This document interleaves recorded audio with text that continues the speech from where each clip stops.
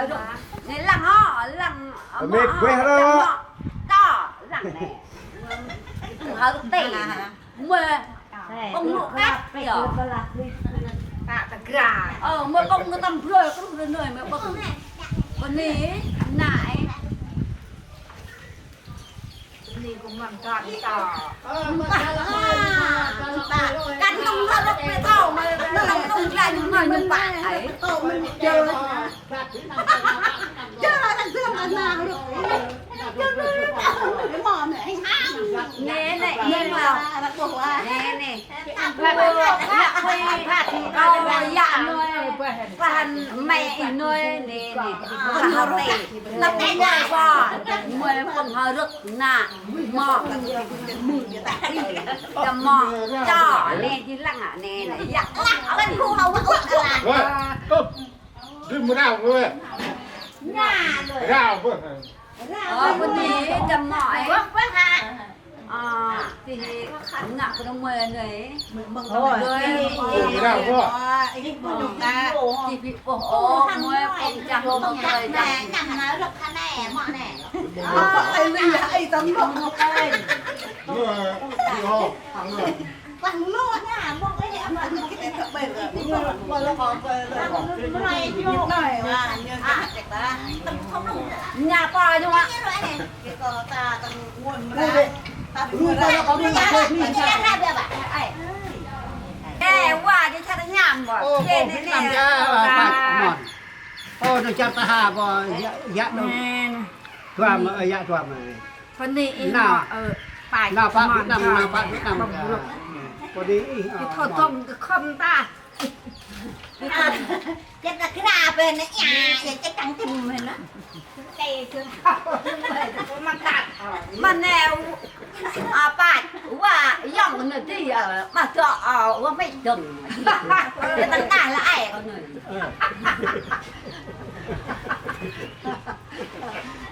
ไอ้ตัวย่าไม่chỉถึงฝั่งเขาเป็นคนตายแต่โยแอบ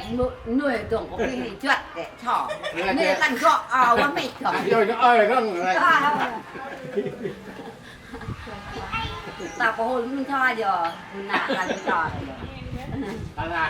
đây nhờ là đi ho phải cho là lăng kia nào không đi ho chạy cho lăng này nó còn nhiều ổ bò hay là nhặt là điện thoại điện thoại rồi như này còn như chặt lá cái ngày như bà nhiều cả cụ nhiều mò lần đôi lần nó như thế lại bật nói người hoài tai vui như hầu bò nhà cụ dùng để là gì ở nạ kê cầm không mà không phải bạc ấy cầm mỏi bừng chặt qua lưỡi chặt rồi không tính luôn đây à thoại lần được cái cả không là pha tắc về có khát em nó em rồi hết mà nè mọ lăng là coi nè bằng hằng nè đỏ hàng tôi cho du đang bằng rục đó nhiều mong ạ bằng là hằng rồi rồi thì cái là thanh thoát cho bà nên chọn rồi có bò được nó nhiều kể đã rồi vô vô nó nhà nó cho có ăn đó thanh thoát vai thôi thanh cho có ăn đó mà rồi cười đây là thanh thoát mà cả nhà thanh thoát nó có tao nghe như đó nè nè rồi cười phát đi bài đó nữa phát đi nhiều như thôi hoa này dạy được cái khăn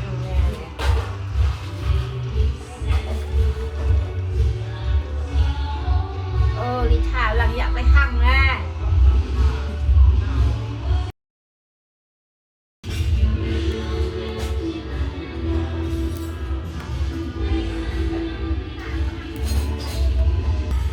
mọ mỹ lý thả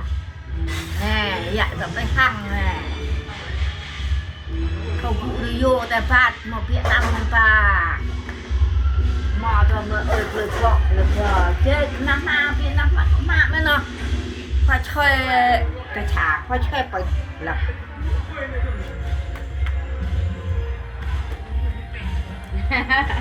เนี่ยเป็นแบบเว้ย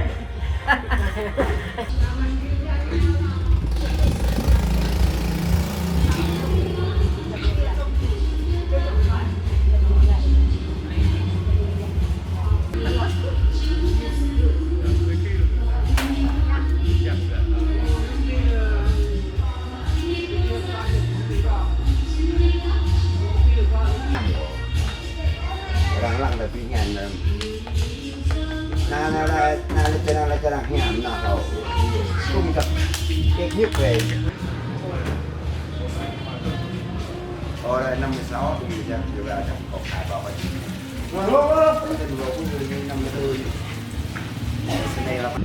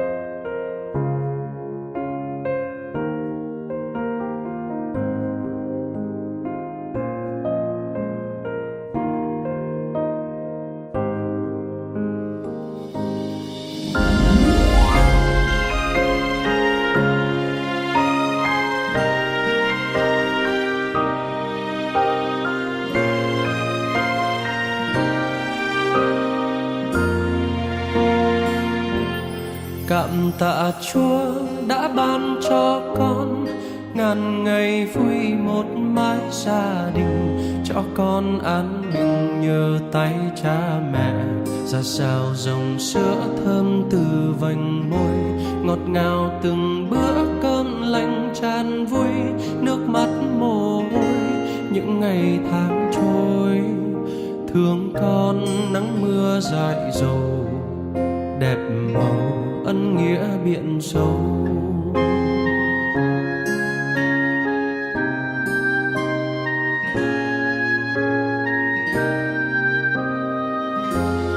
Nguyện cầu Chúa xuống ơn cho mẹ cha, dù cuộc sống khó khăn hơn ngày qua. Chúa theo đường xa giúp cho mẹ cha chung kia. Rồi biển cười thì bây giờ đây là nè bát nè mày gì nè có lời đỏ nè người mà lá.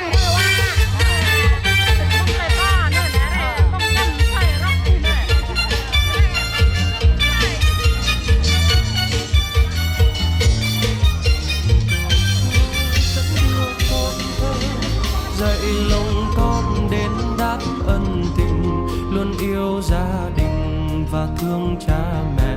Vì đời này có bao ngày dần qua, một ngày nào đó không còn mẹ cha, con nhớ tình sâu biết đền đáp đâu.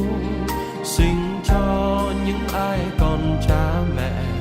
vẹn tròn nghĩa hiếu tình sâu.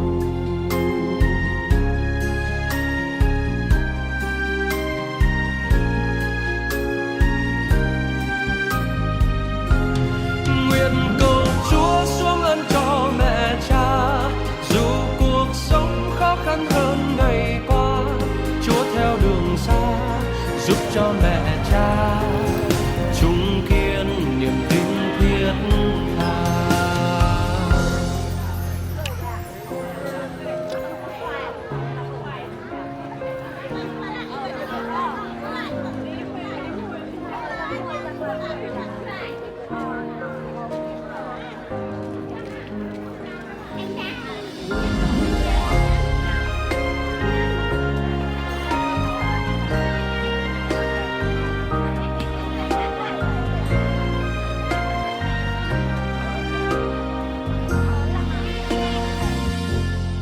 Nguyện cầu Chúa dẫn đưa con thơ, dạy lòng con đến đáp ân tình, luôn yêu gia đình và thương cha mẹ. Vì đời này có bao ngày dần qua,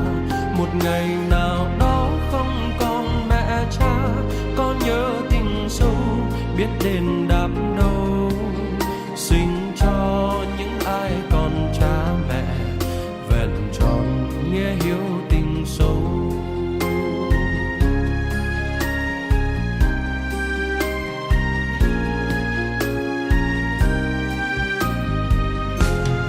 Nguyện cầu Chúa xuống ơn cho mẹ cha, dù cuộc sống khó khăn hơn ngày qua. Chúa theo đường xa giúp cho mẹ cha chung kiên niềm tin thiết tha. Nguyện cầu Chúa xuống ơn cho mẹ cha, dù cuộc sống khó khăn hơn ngày qua. Chúa theo đường xa giúp cho mẹ cha chung kiên niềm tin thiết tha.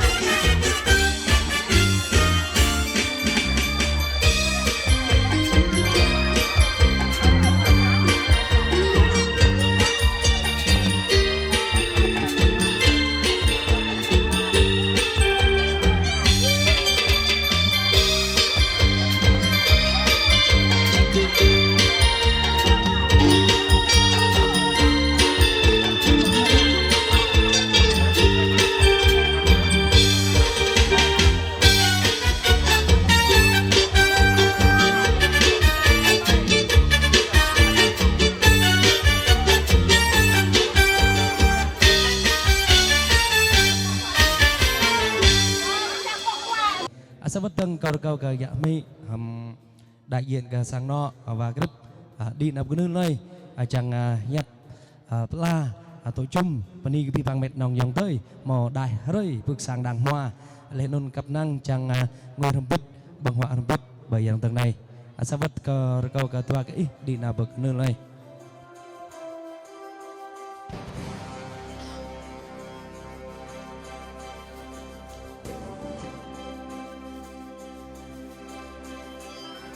Vâng kính thưa quý vị, có câu con người có tổ có tông như cây có cội, như sông có nguồn, cây có cội mới nở xanh cành lá, nước có nguồn mới bể đóng sông sâu.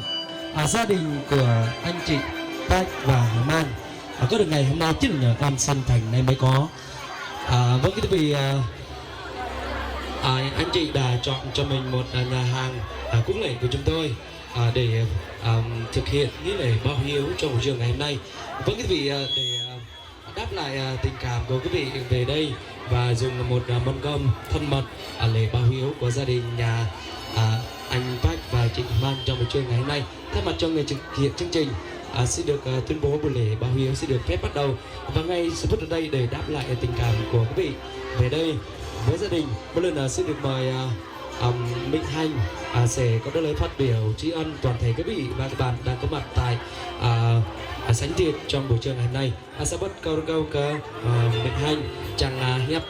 tục ni vẫn là cái sáng nó doa cơ bên nòng dòng tới một lầm lây bước sang đàng hoa nên ta rơi rọa chúng ta chẳng ngồi hầm bít bằng họa hầm bít cờ sáng nọ cái nhiều bầy dạng tầm này lau nhà hiệp chúng ta ba ngàn mà không ạ này lung lo có vấn đề có ấy thế vấn đề bên một vị bằng miệt nòng dòng cười ninh và ấy á đại lời mù này mà ai không biết sáng nọ bị có vấn đề giờ có la rồi có tên định có giờ có tuổi như vậy là còn lại rồi tuổi nhiều vấn đề có bị bằng kinh ta giờ có bị ta mò bị mà ta mò chìm rong ta mong tinh lịch ta mong nghi lạc là nhà sau như kiểu tôm ó số mà bây giờ hơi tới là rục này mà cũng đi coi coi nhiều nụ bị mà kèm cả ấy thì tạo from sang nọ thế định với cái các cạnh mình kèm cả nhiều tạo chấp thông tin rồi ấy thì vật và lắp bị mà bên này các cạnh mình chẳng như có cái chấp thông tin rồi ấy thì các cạnh mình có cái tích ở người ta bằng ngàn mà đâu ạ bên đây có bên Hành vào nhập pela ke đời cái nhau mừng chào với nhau mừng chào rằng đi hạt mơ hạt lại ở Mỹ mà lên nôn jing phun tele khắp mặc cái mạng xem mà câu bị bằng mẹ nòng dòng tơi chúng ta nâng ly không biết cơ sáng nọ với nhau ạ em mi người ta biết ạ người ta nâng ly không biết ạ ba em mi biết ạ cho mừng xa cái đầu lao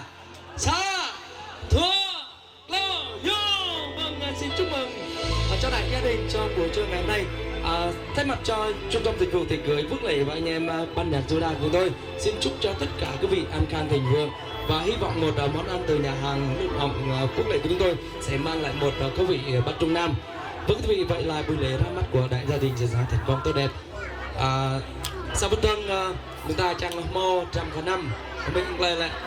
trăm cái năm chẳng pha pre cờ nhá sau bên tân lấy còn màu trăm cái năm lấy còn đi ở cái nơi này chẳng pha qua pre cờ và bên ta hà dạ bên ta mỹ rồi câu cờ lấy mò lại câu lấy lại nhớ dạ trăm cái năm chẳng pha pre dạ chẳng cái niệm dạ lấy rồi câu cờ thì bằng mệt nòng dòng tương ta mò bằng chua đi ở cái nơi này sau bên tân.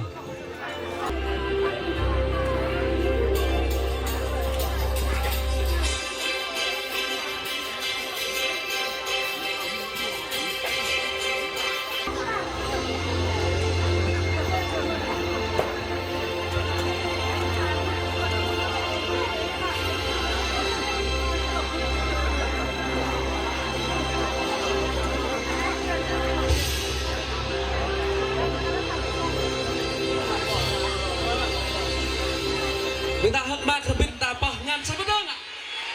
bên đây có bằng mệt nòng dòng đây vâng quý vị, vậy là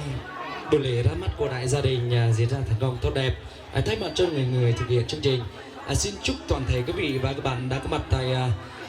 sảnh tiệc dồi dào sức khỏe. Và quý vị đừng quên hãy đăng ký về ban tổ chức của tôi để gửi gắm lời ca tiếng hát dành cho anh chị Tách và chị Man trong buổi trưa ngày hôm nay. Ta đã nhiều ca khúc.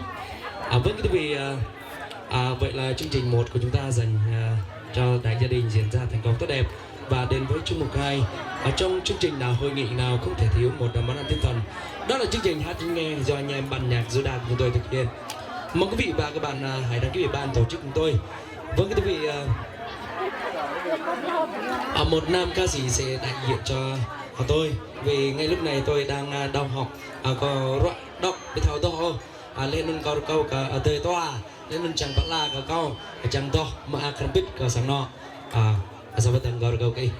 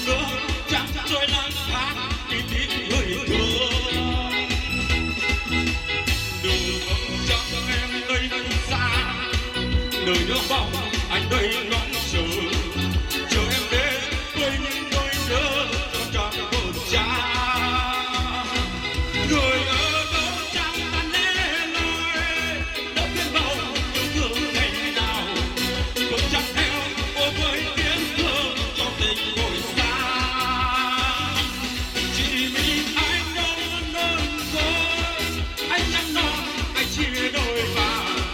một rồi mai dẫu có đớn đau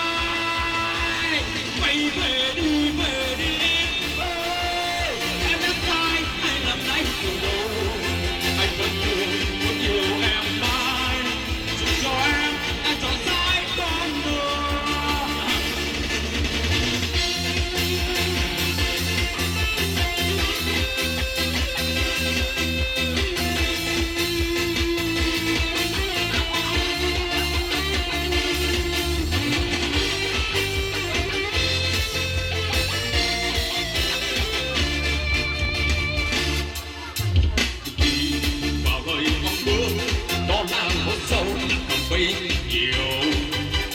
Theo phố huyện Gia Hoa, đường reo nông tôi là kẻ gặp tình. Làm sao ở đời biết chưa, ai thoáng ai hay để còn biết mà yêu. Dòng người tôi chẳng tay đen, vì sao em lại là kẻ đã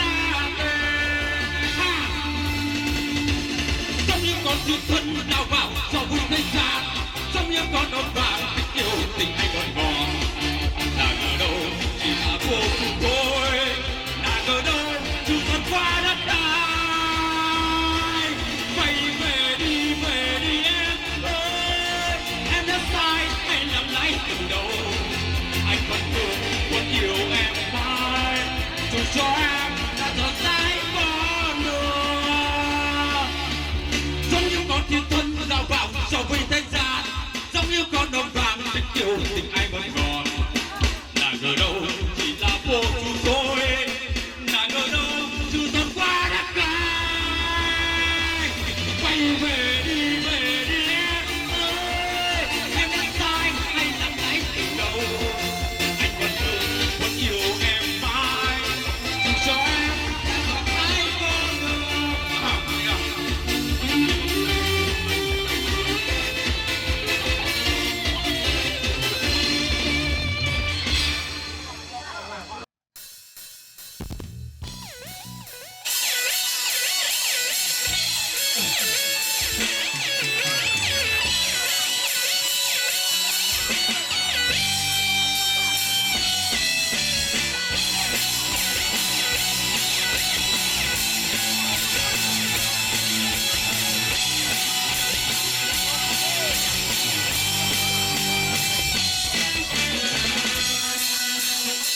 Cuộc sống là một hơi ta, trong giấc mơ em mặc đồ ta. Hết qua là một hơi thôi, nhưng giấc mơ không phải là tôi. Tôi yêu ta, tôi vẫn nhớ ai, tôi làm ta để được ai. Tôi không tin, không sống thật yêu, em bên ai không phải là tôi.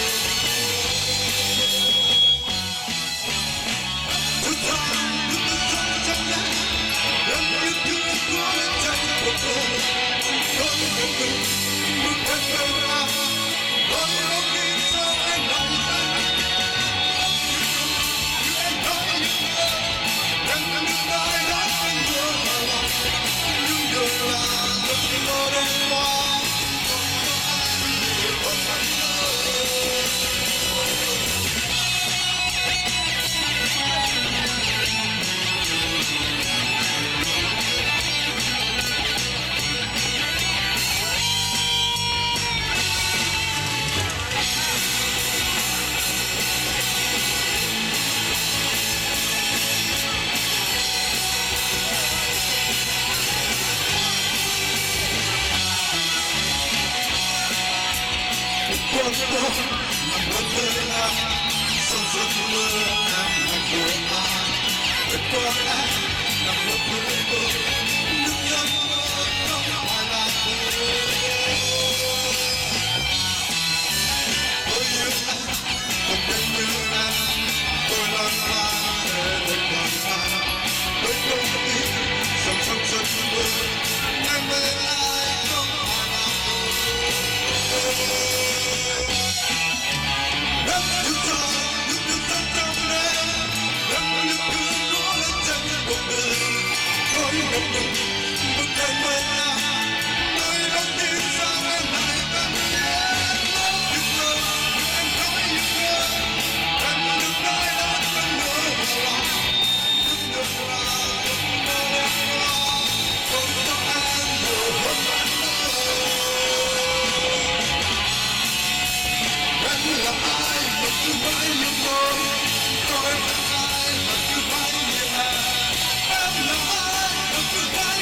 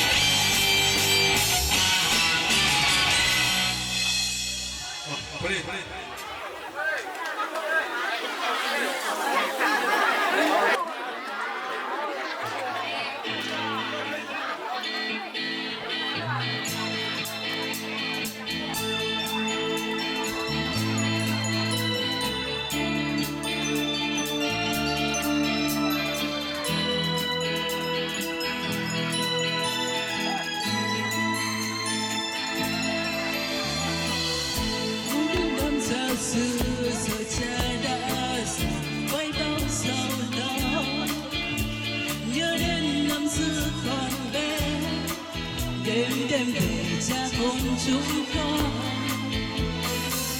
mãi khắc ghi trong tim lời khuyên cuối Chúa chân tình thương hãy sống sao cho thật tốt cha anh cha thứ tha con ghi nhớ nỗi yêu thương rất lâu cho thế trời luôn bên con rất thân hiên ngang đi trên đường cha yêu hai trong tim con luôn khắc ghi công ơn cha muôn đời vẫn luôn còn mãi.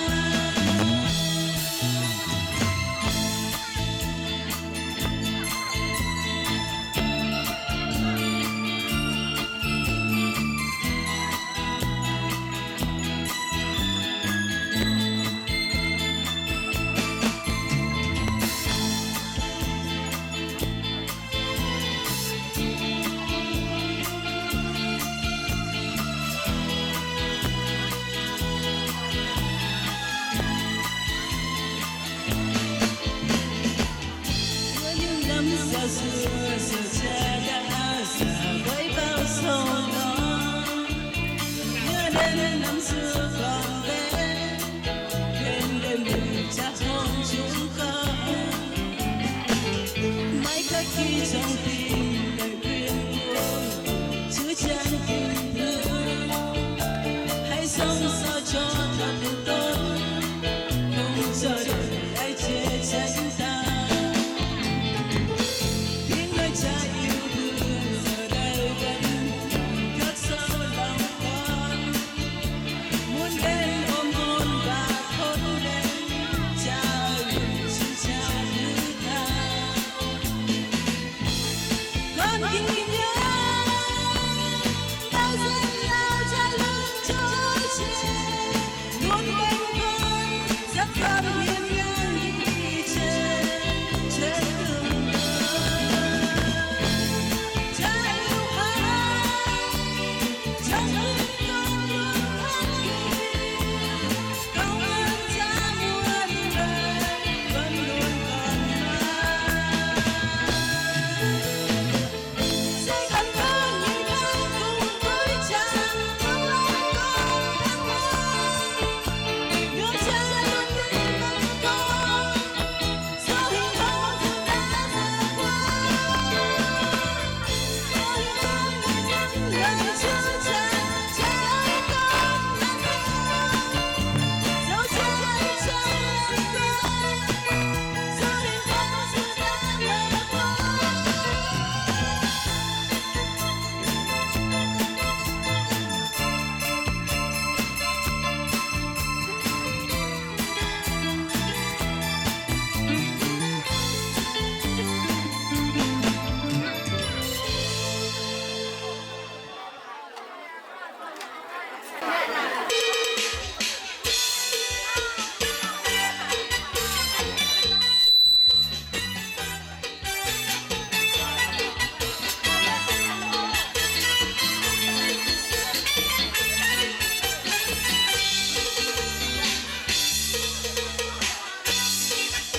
Chiều này tôi phương trên mặt em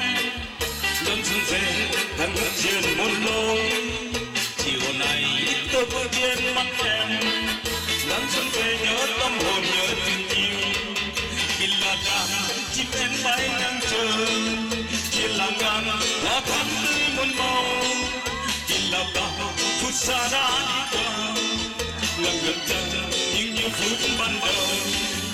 Phút ban đầu em đắm chìm dịu dàng, mắt em nhìn lưu luyến biết bao lần, tóc em dài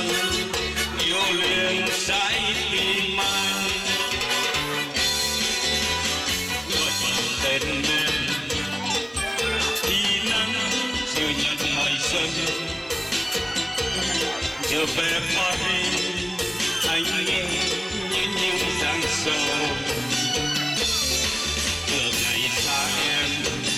xa bóng chuồn dọc làm cơm, ngày đầy Paris anh đã để quên con tim. Anh đi về anh nhớ bóng dáng người trở lại. Paris em yêu ơi, anh nhớ em thật nhiều, anh nhớ em thật nhiều, người yêu ơi. Nhìn trùng xa xôi xa khúc ngàn lời chờ em,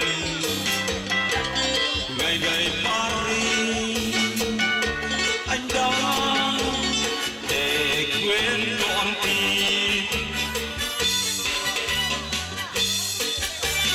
Em anh muốn em dài lâu, em anh muốn em đằng sau. Em anh đã thương em từ lâu, em anh muốn yêu em dài lâu. Tôi yêu đi bộ giữa hàng cây, đi đầy với bạn bè, ly cà phê bồi gian, con đường ngập lặng và tôi cũng yêu em, và tôi cũng yêu em, và tôi cũng yêu em dịu dàng, yêu em nồng nàn, yêu em chứa chan. La la la la la la la la la la la la. Mình sống bên nhau ta chưa biết thân sâu, vì không gian kia là ca phước mần màu. Ngày mãi đứa ta được xa bên đời trường, hãy cho nhau trọn tình đã ấm say. Bao đêm vô đơn miên man với mình thương nhớ, âu yếm lo lo niềm vui nói sao không lệ lời. Mong ước đây rồi sao lại buồn trong tâm ta, ngỡ ngàng gặp em như đã quên rồi, gọi anh đến chắc như bàng hoàng trong mây đi. Như muốn tắt mây huyền vương nơi mắt yên nhiên, mong ước đây rồi sao lại buồn trong tâm ta. Bên này em không nghe tự hào bên này.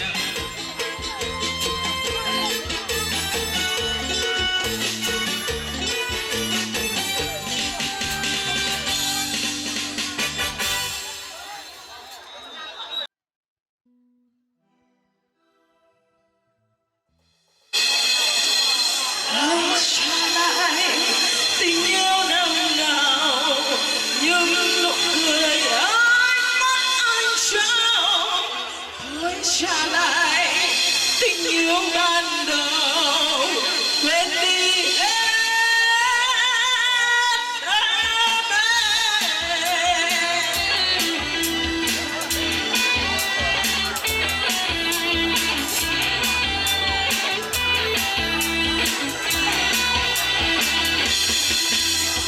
để tan rơi hoang vắng tiêu điều. Ai nguyện mong nhớ ai bên đời, thôi con chỉ ấm em một người. Bây giờ ôm đắng cay hoài mong khi xa đi bỏ tôi bơ vơ,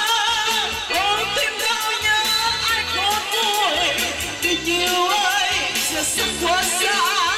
chẳng thể kiếm ta đây.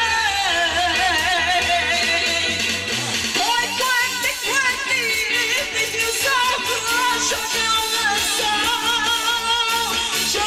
cho đi hết đau thương, kinh nghiệm một nhau đắng.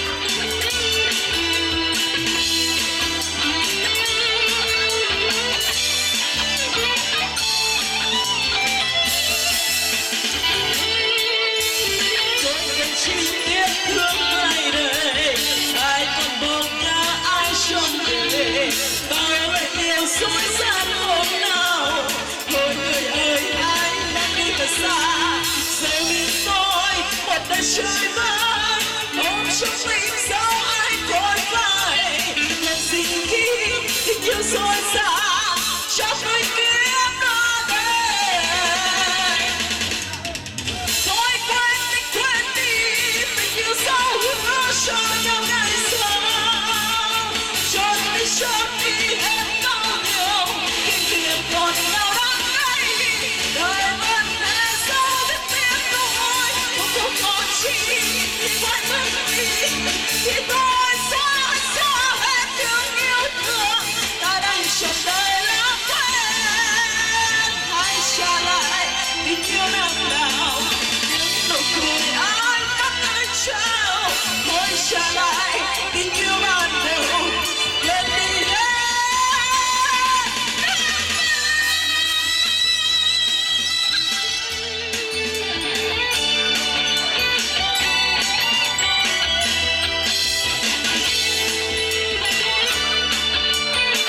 Xin chào bạn thân mến ạ.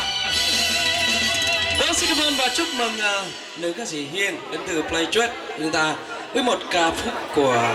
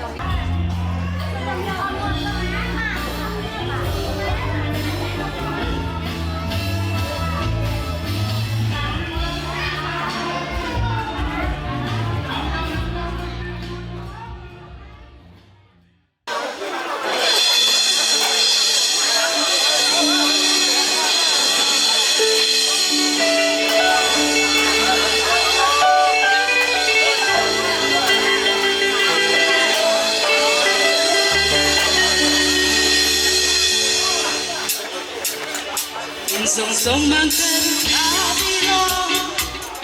ngồi đây tôi nhớ bóng dáng năm xưa đôi ta bên nhau ngắm trăng lên dòng sông mang tên Babylon kỷ niệm yêu dấu vẫn mãi trong tôi bao nhiêu yêu thương với mong chờ. Em hãy chẳng nào em giờ đây từng đêm lắng nghe bên rơi với bao sầu lo dòng sông xanh như mang tiếng nuôi sóng trong mong chờ.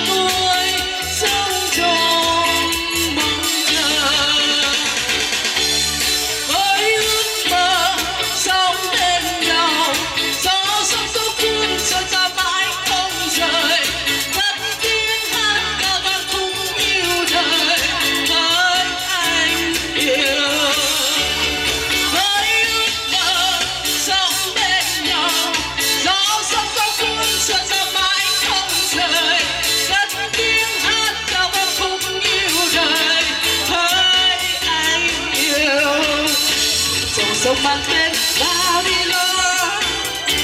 Ngồi đây tôi nhớ bao sáng năm xưa, đôi ta bên nhau ngắm trăng lên. Dòng sông mang tên Babylon, niềm yêu dấu vẫn mãi trong khói, bao nhiêu yêu thương mỗi mong chờ.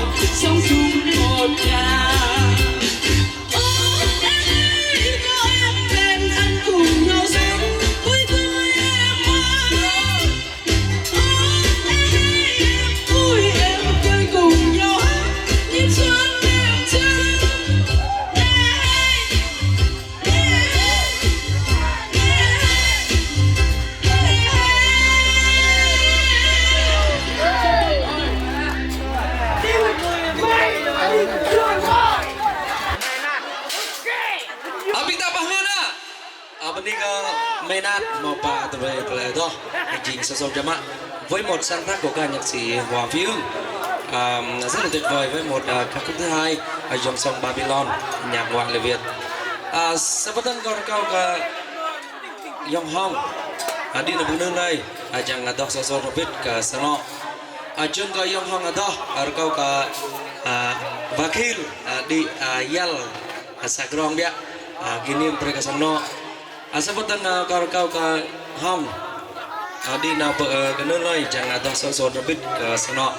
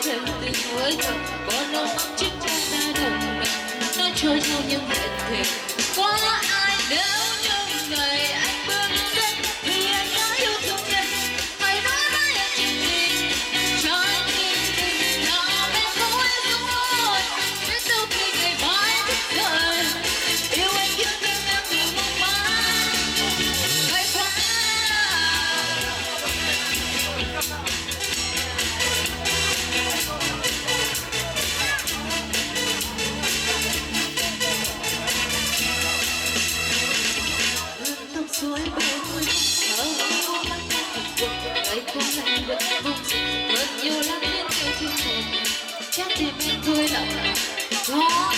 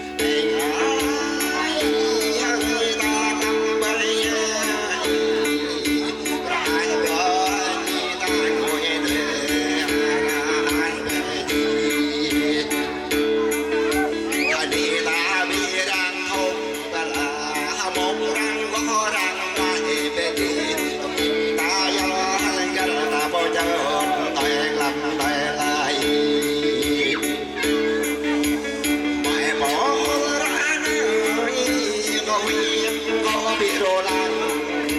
có mày bố ra có trên cam hồ mình ngô lại hồ ra mày hồ kê bị đúng có đúng bị nhớ nó là mong cái bạc ra bay cái đại là bỏ phân nhà Hãy subscribe cho kênh Ghiền Mì Gõ để không bỏ lỡ những video hấp dẫn